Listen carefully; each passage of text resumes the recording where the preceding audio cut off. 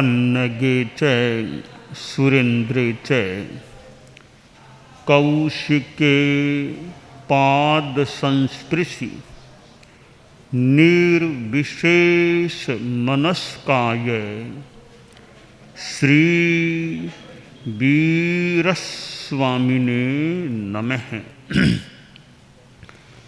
आरहत वाङ्मय में कहा गया है, ए गप्प मुहे। यह आर्षवाणी का पाठ है। ए गप्प मुहे, इसकी संस्कृत छाया दो हो सकती हैं। एक तो संस्कृत छाया यह की जा सकती है, एकात्म मुख है। एकात्म मुख है, एक आत्मा की ओर जिसका मुह है वह एकगप्प मुह है। दूसरी संस्कृत छाया इस प्रकार भी संभवतः हो सकती है, एक प्रमुख है, जो एक को प्रमुख मानकर चलने, जिसका एक प्रमुख है वह भी एक प्रमुख। यूँ थोड़े दोनों मिलते जुलते ही मान सकते हैं। एकात्म मुख है, एक प्रमुख है। एक प्रमुख में किसको प्रमुख मानता है वह प्रश्न रहता है। एक आत्मा को ही प्रमुख मानता है या पुद्गल को प्रमुख मानता है या एक किसी व्यक्ति को प्रमुख मानता है। यूँ इसमें कुछ प्रश्न या कई विकल्प हो सकते हैं। एकात्म मुख है, उसमें संभवतः कोई प्रश्न की बात नहीं लग रही है। एक आत्मा जिसके लिए आत्मा की ओर मुख है, आत्मा के जो अभिमुख है, इस प्रकार का भावार्थ हम मान लें कि एक आत्मा की ओर ज़्यादा बस आत्मा आत्मा, संसार से अपूठा आत्मा और मोक्ष की तरफ जो अभिमुख है।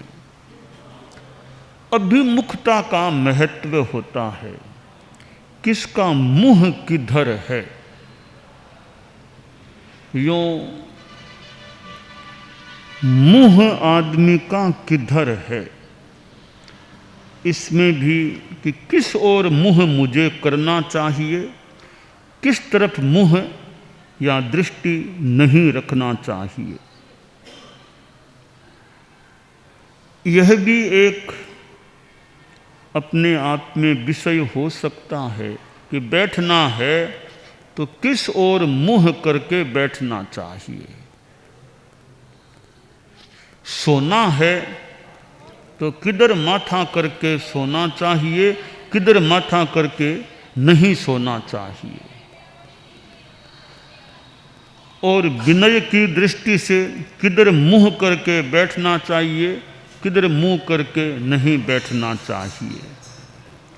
जैसे बड़े अधिकृत बैठे हैं, विराजित हैं, तो उनकी ओर पृष्ठ करके बैठे तो इसको एक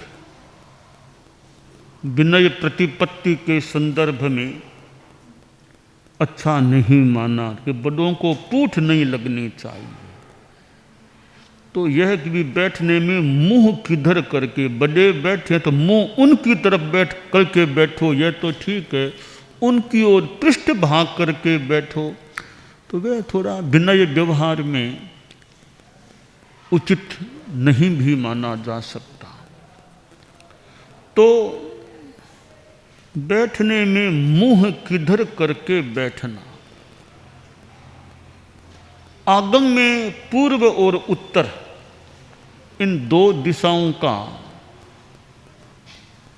एक निर्देश मिलता है। दीक्षा देनी है, किसी को दीक्षित करना है,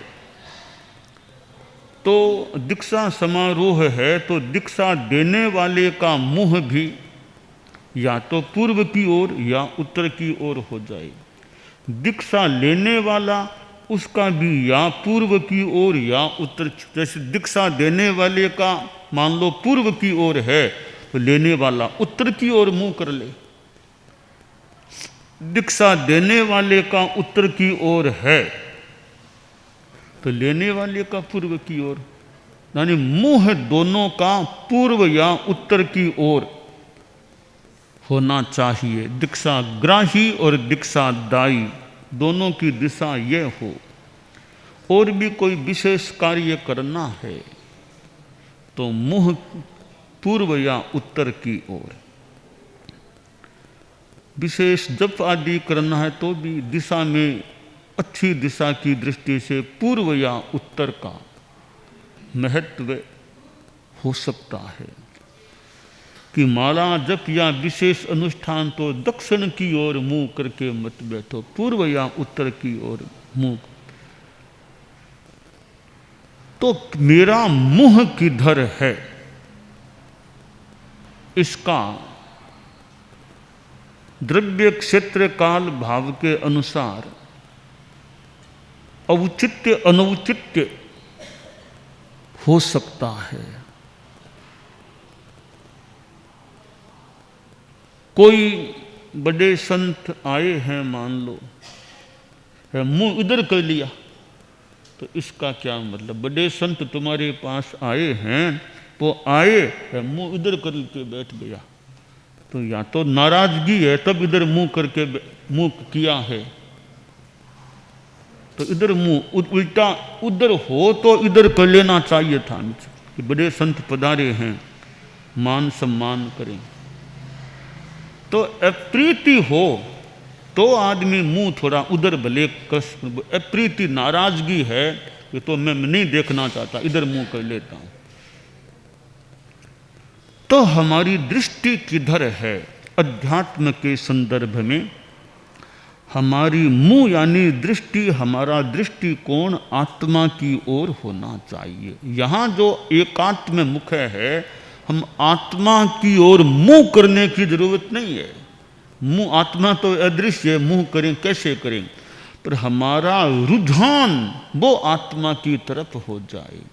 दृष्टिकोण आकर्षण वो हमारा आत्मा की ओर हो जाए। तो एक आत्मा है, चैतन्य है, एक ये भौतिकता की चीज पुद्गल है, पदार्थ है। चैतन्य क्या है?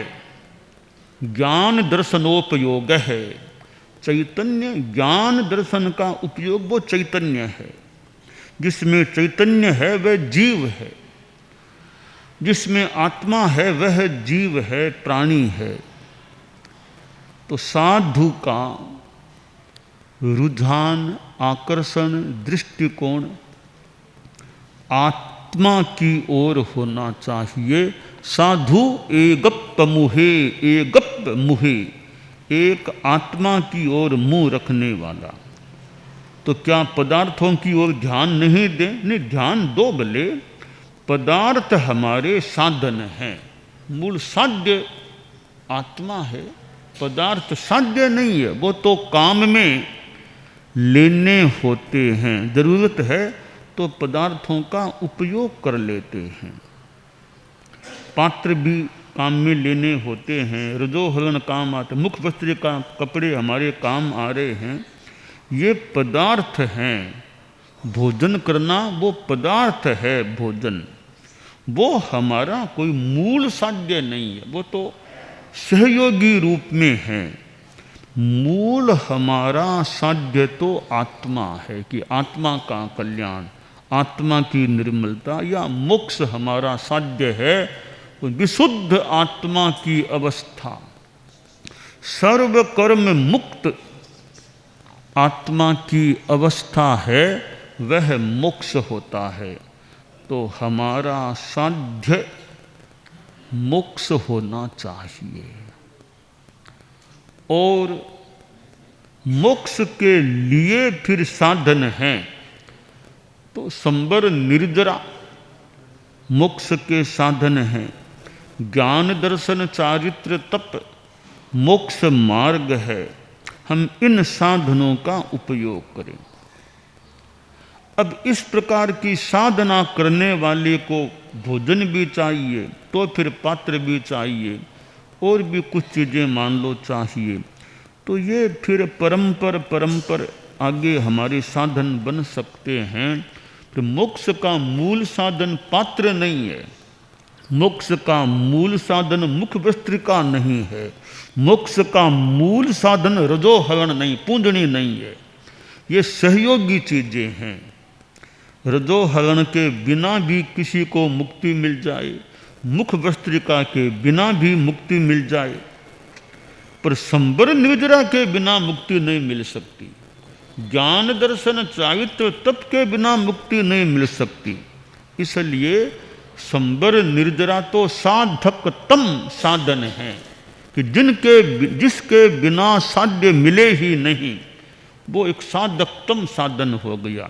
और जो सहयोगी हैं, जिनके बिना भी काम चल भी सके, वो परंपर साधन है, साधकतम, वो एकदम अनंतर साधन नहीं है। तो मोक्ष हमारा साध्य है, उसके अनंतर साधन, एकदम संलग्न साधन, साधकतम साधन वह संबर निर्जरा की साधना है, या ज्ञान दर्शन चारित्र तप की आराधना है। अब ये रजोहरण है, प्रमार्जनी है, ये मूल साधन नहीं है मोक्ष के, ये हमारे साधनों के फिर साधन हैं, साधनों के साधन हैं। जैसे एक आदमी का बेटा, तो वो उसका बेटा है, पोता वो बेटे का बेटा है, उसका बेटा नहीं, वो बेटे का बेटा है, पोता हो गया। तो साधना मूल सीधा संबंध बाप का बेटे से है, बाद में बेटे का बेटा, फिर आगे पीढ़ी होती है। तो इसी प्रकार मोक्ष का मूल सीधा साधन है वो संबर निर्जरा की साधना, या ज्ञान दर्शन चारित्र तप की आराधना। उसमें भी जो सहयोगी बनते हैं, तो रजोहरण है, प्रमार्जनी है, वस्त्र है, पात्र है, ये हमारे उन साधनों में सहयोगी बनते हैं, इसलिए हम उनको भी रखते हैं, काम में लेते हैं।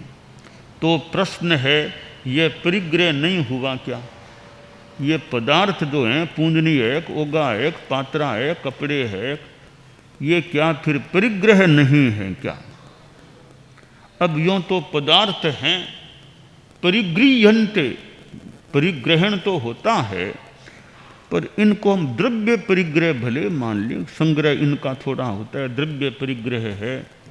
मूर्छा नहीं है तो भाव परिग्रह नहीं है, परंतु मूर्छा है, असंयम है, खूब इकट्ठा करते हैं अगर संग्रह, वो चीज़ संग्रह संग्रह संग्रह, तो फिर वो परिग्रह वाली भी किसी सीमा में वो स्थिति बन सकती है, क्योंकि आसक्ति भी है, असंयम भी है। इसलिए साधु का अल्पोपदी होना, अल्पोपदी होना, यह एक साधु का लक्ष्य रहना चाहिए।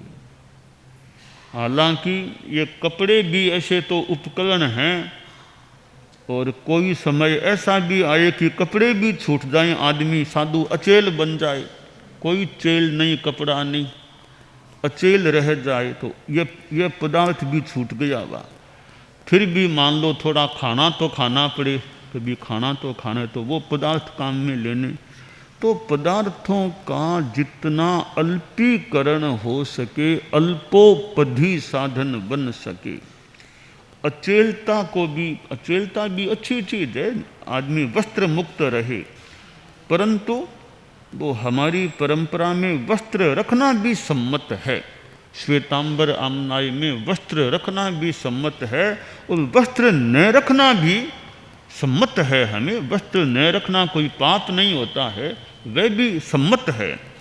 कोई एक अवस्था में वस्त्र न रखने की बात भी हम कोई गलत नहीं मानते, पाप नहीं मानते, सम्मत है, पर वस्त्र रखना भी सम्मत है।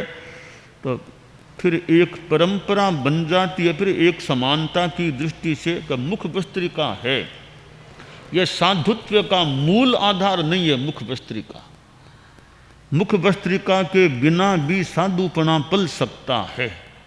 साधुपने के लिए जरूरी नहीं है कि मुख भस्त्रिका होगी तभी साधुपना रहेगा, अन्यथा नहीं होगा, ऐसी बात नहीं है। बिना मुख भस्त्रिका के भी साधुत्व रह सकता है। तो यह हमारा सहयोगी हमने मानो मान लिया। आज से 800-900 वर्ष पहले के जो साधु होते, क्या वे इस तरह मुख भस्त्रिका बांध करके रखते थे क्या दिन भर? जो भी स्थिति रही है, भगवान महावीर मुख भस्त्रिका बांध करके विराजते थे क्या? गौतम स्वामी मुख भस्त्रिका बांध करके गोचरी पधारते थे क्या? जो भी रहा हो, पर यह जरूरी नहीं है कि मुख भस्त्रिका है तो ही साधुपना है, मुख भस्त्रिका नहीं है तो साधुपना नहीं है। फिर वो परंपरा होने के बाद एक पहचान बन जाती है। तो फिर व्यवस्था की दृष्टि से देखना होता है कि हमारी पहचान मुख भस्त्रिका है, तो उस पहचान को ठीक तरह रखने के लिए ये मुख भस्त्रिका भी हमें रखनी ही चाहिए। मुख भस्त्रिका भी कौन सी रखें कि तेरा पंथ में है, थोड़ी लंबी वाली रखें, हमारी तेरा पंथ की पहचान भी हो गई कि लंबी मुख भस्त्रिका वाली तेरा पंथी है, तो अपनी पहचान है, हम मुख भस्त्रिका लंबी रखें ताकि हमारी पहचान भी कायम रहे, सामने वाला तत्काल समझ सके ये तेरा पंथी आए हैं। तो फिर वो जो परंपरा बन जाए उसका मान सम्मान व्यवस्था का ध्यान रखना भी हमारा एक प्रकार से सामान्य कर्तव्य हो सकता है। पर मूलतः ये उपकरण कोई मोक्ष के मूल साधन नहीं होते हैं। पर पहचान, आज कोई साधु कह दे मैं तो बिना मुख पट्टी के यहाँ बैठा रहूँगा, तो कहें भी भैया ऐसा मत करो, मुख पत्रिका बांध के कमरे में एकांत में भले कुल्ला कुल्ला करना हो तो आर करना भले उतार दो, बाकी जनता में और में खुले में बैठना हो तो मुख भस्त्रिका बांध करके रखना चाहिए। और मुख भस्त्रिका है तो यह वैसे है, अब मुख भस्त्रिका है तो कोई बात भी करेगा निकट आकर के भी तो हमारा थूक उसमें प्राय संभवतः प्राय ठीक मुख भस्त्रिका है तो नहीं उछलता। कोई कितना ही निकट आ गया हम बात करते हैं, प्राय थूक उस आदमी में हमारा नहीं उछलता। खुले मुंह है तो कई बार बात करते करते थोड़े थूक भी के छिंटे भी उछल सकते हैं। तो यह भी हमारी सुव्यवस्था मान लें कि मुख भस्त्रिका होने से अशिष्टता वो नहीं किसी में थूक उछले हमारा। तो वायुकाय की अजेना तो हमारी परंपरा में वो बात तो है ही, पर शिष्टता के नाते भी अब और देखें तो ये कीटाणु है, दर्म्स है, वायरस है, तो ये मुख भस्त्रिका है तो थोड़ा बचाव उसका भी हो सकता है कि आधा पर्दा तो ये मास्क हो ही गया, आधा पौना तो मास्क हो गया हमारी मुख भस्त्रिका है। अब नाक का थोड़ा और बाकी बचता है काफ़ी, तो मानो ये मुख भस्त्रिका हमारा मास्क हो गया। अब सहज में हमारा यह मास्क है, सैकड़ों वर्षों से हमारे तो मास्क रखने की मानो परंपरा है। तो यह कीटाणुओं की दृष्टि डॉक्टर लोग तो हॉस्पिटल में लगाते हैं, हमारे तो ऐसे ही बैठे बैठे लगाए रखते हैं आमतौर से। अगर तो हमारा तो मास्क हो गया, और जरूरत हो तो नाक की और थोड़ा सा लगा लें फिर वह, तो ताकि और सुरक्षा की दृष्टि से। तो यह मुख भस्त्रिका आज हमारी पहचान बन गई है, हम फिर उसको भी लगा के रखना सामान्यतया, जब जनता में रहें, कमरे में भी बैठें तो मुख भस्त्रिका लगा के हमें रहें तो हमारी सुव्यवस्था रहती है। और अब मुख भस्त्रिका पहचान हो गई तो मुख भस्त्रिका बिना तुम बैठ जाओगे तो लोग क्या समझे महाराज है कौन है क्या पता। अगर वो साधु मुख भस्त्रिका के बिना यूँ बैठा रहे तो लोग कहेंगे पता नहीं कोई आदमी है कि महाराज है कौन है। एक बार दिल्ली का प्रसंग है, दिल्ली में बहुत वर्षों पहले हमारे नया बाजार में पहले चतुर्मास होते, आजकल तो नया बाजार हमारा चतुर्मास तो क्या प्रवास भी होना उस मकान में संभवतः प्राय नहीं होता होगा। एक जमाने में वो नया बाजार का हमारा जो स्थान था वो खास चतुर्मास का और का वो स्थान था, पर वहाँ भीड़ भाड़ वैसा वो स्थान है। तो वहाँ मैं भी वहाँ रहा हुआ हूँ, मैं भी वहाँ नया बाज़ार में मेरा भी प्रवास किया हुआ है वैसे। तो वो नया बाज़ार का हमारा दिल्ली का खास प्रवास का स्थान था उस ज़माने में। तो एक बार संभवतः उसी स्थान की बात है, और भूल न करूँ मुनिश्री बुद्धमल जी स्वामी का वहाँ नया बाज़ार में प्रवास हो रहा था। तो नया बाज़ार में एक हमारा पुराना आदमी रहा करता था, संतों की ओर की सेवा करने वाला, साथ रहने वाला, काशिद की तरह वो वहाँ का कर्मचारी था दिल्ली का। वो हमारे यूँ गोचरी में और में जाने में, साथ रहने में, सेवा करने में, इधर उधर संतों को सतियों को ले जाने में वो वहाँ का कर्मचारी सा था। और वो सब वहीं रहता था, उसका निवास भी उसी बिल्डिंग में होता संभवतः, वो सेवा किया करता था। तो मुनिश्री बुद्धमल जी स्वामी वहाँ थे, तो वे कोई कुर्ला कर गए थे, तो मुँह पत्ती उतार दी, तो कुर्ला और करने लग गए थे, कोई काम लग गए कुर्ला दी। तो वो जो हमारा काशिद नुमा जो आदमी था उसका बेटा था, तो उस आदमी का बेटा तो वो महाराज के दर्शन करके आ जाओ, महाराज है ना, जाके दर्शन करके आ जाओ। छोटा बच्चा रहा होगा, तो वो काशिद नुमा जो आदमी वहीं रहने वाला था, तो वो छोटा बच्चा अंदर गया जहाँ वो मुनिश्री और थे।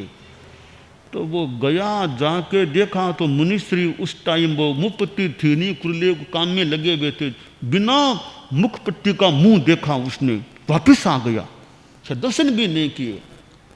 बच्चा दर्शन ना, महाराज को नहीं, वो तो आदमी है कोई, महाराज को नहीं, वो तो कोई आदमी है, महाराज को नहीं, वो तो कोई आदमी बैठे, आदमी है वो तो। अब पहचान है हमारी मुख वस्त्रिका, तो इस पहचान को रखना भी हमारा एक मोक्ष का मूल साधन है कि नहीं है, एक सहायक है, पर पहचान बन गया है तो तेरा पंथ की पहचान है।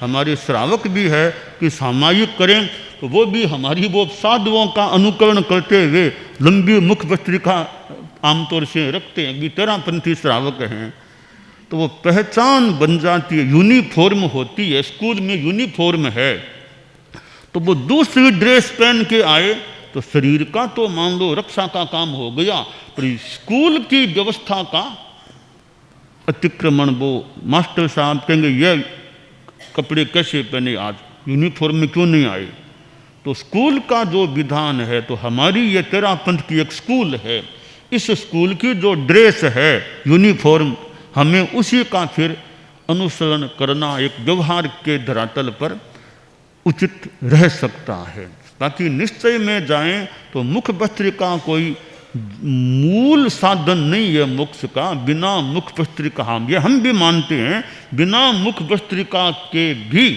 मोक्ष, बिना मुख वस्त्रिका रहने वाले को भी मोक्ष मिल सकता है। कि साधुपना आ गया, तो चक्रवर्ती भरत या मुरुदेवा माता थी, मुरुदेवा माता की मुख वस्त्रिका बांधी हुई थी क्या, तो बिना मुख वस्त्रिका के भी आशा करें संभवतः मोक्ष में चली गई। तो फिर भी ये हमारे जो मान्य उपकरण हैं वो हैं, तो उनको उचित रूप में अब हमारी पछेवड़ी है मान लो, अब कोई गोचरी जाए तो बिना पछेवड़ी जाए तो कोई ऐसे कोई कर्म बनते हैं, ऐसी कोई बात नहीं, बिना पछेवड़ी गया तो कोई पाप कर्म बहुत लग गई। पर पछेवड़ी का हमारा नियम है, व्यवस्था है, गांठ बांध के, तो हमें सामान्यतः अभी दूर जाना है तो गांठ बांध के जाएं, कपड़े व्यवस्थित रह सकेंगे। ऐसे ही अदिया डाल लिया, कहीं हवा में उड़ता है, कहीं शरीर ऐसे होता है, तो दूर जाना है गोचरी और कहीं, तो गांठ यूँ लगा करके बैठेंगे, जाएंगे तो सुव्यवस्था। साध्वियाँ जाती है, गोचरी जाना तो अच्छी पछेवड़ी ठीक है या नहीं, छोटी मोटी ऐसी डाल ली नहीं, गोचरी जाना, व्याख्यान में जाना है तो साध्वी की पछेवड़ी व्यवस्थित, कपड़े व्यवस्थित रहने चाहिए। आर्या के तो ज़्यादा व्यवस्थित रहने चाहिए, संतों के तो फिर भी थोड़ा बहुत मान लो, हमारे तो कई बार फिर भी कपड़ा बैठे ठिकाने में एक पूरा कपड़ा रहे, पर साध्वी को तो लोग और व्यवस्थित कपड़े, पछेवड़ी आदि व्याख्यान में जाए और जाए तो। और कभी कभी तो मुझे तो यह लगता है कि व्याख्यान देना हो साध्वी को जनता में, तो कुर्सी पर बैठना ही ज़्यादा ठीक है, बजाय पट्ट पर बैठने के कोई निषेध की बात नहीं है, पर अनुकूलता हो तो पट्ट की अपेक्षा जनता में व्याख्यान, मूल सुबह के व्याख्यान और में तो कुर्सी पर बैठना आर्या के लिए ज़्यादा बढ़िया हो सकता है। साधु भले पट्ट पर बैठे, पर आर्या को जितना कुर्सी पर बैठे वो ज़्यादा संगत, ज़्यादा उनकी व्यवस्था में अनुकूल रहे। तो जो अपने वेशभूषा कपड़े हैं वो हमारे व्यवस्थित रहने चाहिए। अब ठिकाने में भी बैठे हैं, अब तुम लोग बैठे हो ना अभी, तो कपड़े तुम्हारे व्यवस्थित लग रहे हैं एकदम अच्छी। ये संत बैठे हैं ना, ये साधु है ना, सत्य कुमार है, ऋषि है, ये कई संत, यहाँ कपड़े व्यवस्थित यहाँ लग रहे हैं एकदम व्यवस्थित, यानी एकदम शरीर ढका हुआ व्यवस्थित बैठे हैं। औरों के कोई खराब नहीं कर रहा हूँ, यहाँ कईयों के नाम ले लिया, ये कपड़े यहाँ ठीक, तो व्यवस्थित कपड़े, हाँ कईयों के गांठ लगी होगी, गांठ लगी तो एकदम व्यवस्थित कपड़े हैं। अब कई बार गांठ न और ऐसे ही गोचरी चले गए, हम हमारे साथ हो गए, न गांठ दी ऐसे थोड़ा वो अदिया पैरा चले गए, अदिया वो कभी इधर हो जाए कभी इधर हो जाए, गांठ लगी हुई है एकदम, फिर चलेंगे ना तो हमारे कपड़े काफ़ी व्यवस्थित रहे। तो कपड़ों का आब रखना, हम कपड़ों का आब रखेंगे, कपड़ों की आब हम रखें तो कपड़े हमारी आब रखेंगे। मधुकर जी स्वामी ने एक बार संभवतः फरमाया था हमें कि कपड़ों की हम आब रखेंगे तो कपड़े हमारी आब रखेंगे। तो कपड़ों को हम चतुराई से रखें, चतुराई से व्यवस्थित रखें, व्यवस्थित रूप से पहने ओढ़ें, तो हमारी कपड़े हमारी आब रख। तो हमारी साधुचर्या में ये उपकरण हैं, ये कोई मोक्ष की मूल चीज़ें नहीं है, पर चूँकि हमारे साधना में सहयोगी मान लें कुछ भी तो हम रखने ही हैं, तो थोड़े कपड़े ओढ़ लें तो व्यवस्थित रूप में ओढ़ लें, व्यवस्थित रूप में बैठे, चोलपट्टा व्यवस्थित, पछेवड़ी व्यवस्थित, तो ठीक रहेगा। चोलपट्टा ठीक तरह नहीं पहना, आचार्य श्री तुलसी थे तो उनका तो चोलपट्टा धारण करते, वो पटली और लगाते और बहुत ही व्यवस्थित अपना पटली लगाना रही अच्छा ढंग था। तो वो चतुराई संभवत अच्छी थी, गुरुदेव तुलसी में चतुराई अच्छी लगती है, पटली और सब अच्छी लगा के विराजते। अब मुख भस्त्रिका हमारी है, देखिए यह कितना महत्वपूर्ण हमारा एक उपकरण है पहचान की दृष्टि से भी, मुख भस्त्रिका है। अब ये भी व्यवस्थित हमारी रहे ना, अब वरना तुम बोलते हो मान लो बार बार वो नीचे पड़ती है मुख भस्त्रिका, फिर तुम ऊपर करते फिर नीचे पड़ती है, तो वो बार बार दांत तुम्हारे दिखते रहते हैं, मान लो तुम्हें बात करना नीचे उतरी, तुम्हारे दांत फिर तुमने ऊंची की फिर ऊंची की, अगर वो डोरा सब व्यवस्थित है, डोरा बहुत ढीला नहीं ठीक है, तो हमारी मुख भस्त्रिका, अगर हमारा डोरा एक थोड़ा ढीला सा रह गया तो तुम या हम जो भी भाषण देते हैं कि बार बार वो नीचे पड़ती है, फिर हाथ से ऊंचा करो फिर हाथ से। तो अगर व्यवस्थित डोरा हो मुख भस्त्रिका, एकदम कान के लगा दी ठीक, एकदम बीच की देख लो कितने अंगुल की दूरी, दोनों में समान दूरी रहे, अगर दोनों सब समान फासला रहे कान से, तो मुख भस्त्रिका हमारी व्यवस्थित है।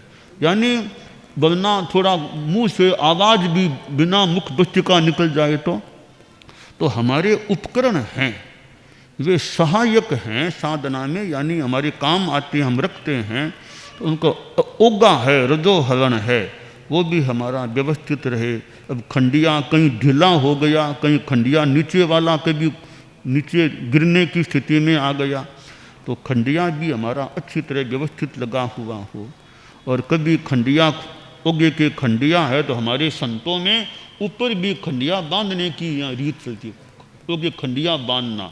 अब कई भी वो ये खंडिया ना मुख्य मुनि के, अब खंडिया ऊपर बंधा हुआ है, तो हमारे संतों में यह खंडिया बांधने की रीत चलती है। तो इससे क्या होता है, एक तो खंडिया बांधे ना तो हमारे ओगा थोड़ा व्यवस्थित रह सकेगा। साधियों की बात अलग है, हमारे संतों में यह खंडिया बांधना, खंडिया व्यवस्थित है। अब पड़ेगा ना, ज़्यादा आवाज़ नहीं होगी, नीचे ज़्यादा आवाज़ शायद नहीं होगी, थोड़ा खाक में डालने में भी हमारे वो ज़्यादा अच्छी तरह रह पाएगा, वरना कभी नीचे गिरने का भी हो जाए, तो वरना फिर वो निश्चित या कहीं खुल जाए। तो हमारी खंडिया बांधने की हमारी सामान्य सी एक संतों में रीत चलती है। तो ओगा है, पूंजनी है, तो पूंजनी भी हमारी व्यवस्थित रहे, ओगा व्यवस्थित, मुख वस्त्रिका व्यवस्थित, पछेवड़ी ठीक, सोलपट्टा ठीक, अदिया रखो तुम तो अदिया भी व्यवस्थित। कमरे में भले कैसे ही पड़े, कोई खास बात नहीं, थोड़े लोगों का और का हो तो जहाँ थोड़ा कपड़े हमारे ठीक तरह से, गोचरी जाना हो तो कपड़े व्यवस्थित रहने चाहिए। घरों में डेरों में गोचरी जाना है तो पछेवड़ी के, यहाँ डेरों में भी गोचरी जाना हो ना, तो पछेवड़ी के गांठ लगा के जाएंगे ना तो हमारी थोड़ी व्यवस्था शरीर का और का अच्छा रहेगा। इस प्रकार हमें जो हमारे धर्मोपकरण हैं, जो हमारे काम आते हैं, हमें उनको व्यवस्थित रखना चाहिए। इधर उधर सामान बिखरा नहीं, कमरा है अपना सामान निसराय का है, एक अलमारी में या जो भी स्थान है व्यवस्थित, या कोई कहीं पड़ा है, कोई आए, कोई कहीं पड़ा है, व्यवस्थित कमरा रहना चाहिए, स्थान चीज़ें व्यवस्थित। अब नांगले पर कपड़े हैं, सूख गए तो भी वहीं पड़े हैं, सूख गए उनको उतार लो, एक तरफ रख दो, वरना वो सूख तो गए, 2 घंटा 4 घंटा ऐसे ही नांगले पर पड़े रहते हैं, मान लो, तो ऐसे ही क्यों पड़े रहें। फिर कोई आदमी आएगा, उसके मस्तक के वो कपड़ा लगेगा, वो लगेगा। अब तुम मान लो बैठने का, इसको भी व्यवस्थित रखना चाहिए। बैठने का लुंकार है, कैसे व्यवस्थित रूप में बिछा करके रखें, वरना वो ठीक तरह नहीं है, ऐसे ही छोड़ के चले गए, फिर कोई लोग आएंगे तो ऐसे ही पगों पैरों में आए, अपना काम हो गया, अब जाना तो उसको समेट के इकट्ठा कर या तो यहाँ रख दो या साथ ले जाओ। वापिस आना है ना, उसको एक तरफ रख दो, दीवार के पास रख दो, तो बीच का रास्ता खाली हो जाएगा। यूँ हमारी छोटी छोटी कई बातें होती है। अब देखिए, मान लो तुमको गुरु वंदना के लिए आना है, अब गुरु वंदना में मान लो ये कमरे का, हम इस कमरे में, तुम लोग शाम को गुरु वंदना के लिए आए, अब तुम आकर के अगर गेट के रास्ते में 2-3 संत बैठ गए तो पीछे से जो आएंगे ना संत, उनको थोड़ा आने में थोड़ी तकलीफ, यानी वरना यह रास्ता खाली, बैठना इधर बैठे उधर बैठे तो आने वालों को कोई रास्ते में अवरोध न रहे। अगर तुम लोग यहीं विराज गए रास्ते में तो 2-3 संत आने वाले मान लो आ जाएंगे, पर वो थोड़ा उनको यूँ थोड़ा ध्यान दे करके यूँ थोड़ा आना पड़ेगा। तो यह रास्ते को खाली रखें, बाकी इधर उधर ज़्यादा रहें। अब मान लो कमरा सीमित है तो पहले आ गए तो आगे के स्थान में जाएं, बैठेंगे ना तो और स्थान आने वालों के लिए खाली रह जाए। तुम पहले ही बैठ गए, फिर आने वालों को और तुम्हें चीर करके कहीं आगे जाना पड़ेगा, मान लो, तो पहले आए वो आगे का स्थान ले लेंगे। तो वो ये छोटी छोटी ये व्यवहार की बातें होती है। मुनि श्री श्रीचंद जी स्वामी की कुछ एक या अनेक पुस्तकें थी पहले, ये व्यवहार के संदर्भ में उनकी पुस्तकें भी थी। अब व्यवहारिक ज्ञान ऐसी किताबें थी। ये जो कई व्यवहार कौशल की चीज़ें हैं ना, ये लोक व्यवहार या जो भी ऐसी कोई किताब, तो इन किताबों में तो हमारे भी छोटी छोटी व्यवहार की बात होती है। तो उनको हम काम में, जो उचित है, जो बातें उचित हैं, उनको हम काम में लेना, तो हमारी दिनचर्या व्यवस्था वो कई चीज़ें छोटी छोटी बातों को हम काम लेंगे, अच्छी हो सकती है। तो अब आना भी है मान लो, तो भाई आने में किसी के पैर मेरा नहीं लग जाए, किसी के पैर से लग न जाए, यह ध्यान रखें। थोड़ा सा यूँ रस लग भी लग गया, बड़े संत हैं, थोड़ा सा तत्काल थोड़ा यूँ खमा लेना। तुम जैसे आए मान लो, किसी बड़े संत के तुम्हारा थोड़ा बहुत पाँव लग गया, तत्काल खमत खामना, यानी क्षमा याचना, खमे है ना, अवराहम में वैद्य न पुनः। तो इस प्रकार हमारा साधु संतों का, हमारा साधियों का और का सबका अपने अपने ठिकाने में भी यह व्यवहार अच्छा रहे, ताकि हमारी दिनचर्या व्यवस्था, गमना गमन, पछवड़ी के गांठ लगा के रखना, गोचरी आदि बाहर जाएं तो इन सब को एक व्यवस्थित रूप में हमें रखने का। किताबें भी है ना, अब तुम चौपनियाँ वगैरह पढ़ते हो, किताब नीचे ही जमीन पर किताब छोड़ के चले गए, तो किताब को अच्छी तरह और कहीं जगह पर रख दो, बीच में यूँ जमीन पर छोड़ के मत जाओ। चौपनियाँ 10वें आलियम का उत्तर जैनानी का है, तुम पढ़ रहे थे, कोई काम हो गया तो यूँ ही बीच में कहीं आंगड़े में कहीं नीचे ही छोड़ के, तो अच्छे हमारे आगम आदि अच्छी किताबें भी है, तो नीचे हो तो नहीं छोड़ के कोई कपड़े के ऊपर हम रखें।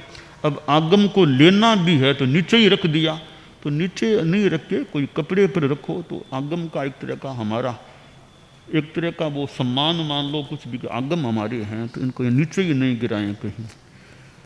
आगम किताबों के पैर भी नहीं लगना चाहिए कि गए पैरों किताबों के पैर लग जाए किताब के पैर, नमो उवज्झायानम, नमो पैर लग जाए ना किताब के, कहीं कोई किताब के पैर लग गया यूँ भूल में, तत्काल नमो उवज्झायानम, बस इतना सा बोल दें। कोई किताब एक तरह से ज्ञान का हमारा साधन है, उपाध्याय हमारे ज्ञान दाता हैं, उनको याद कर लें, उनको नमन, हमारे पैर लग गया किताब के, नमो उवज्झा, बस इतने। तो इस प्रकार हम आत्मा की ओर ज़्यादा ध्यान दें। जो आत्म साधना में सहयोगी हैं उनका उचित समुचित व्यवस्थित रूप में उपयोग करें, यह काम्य है।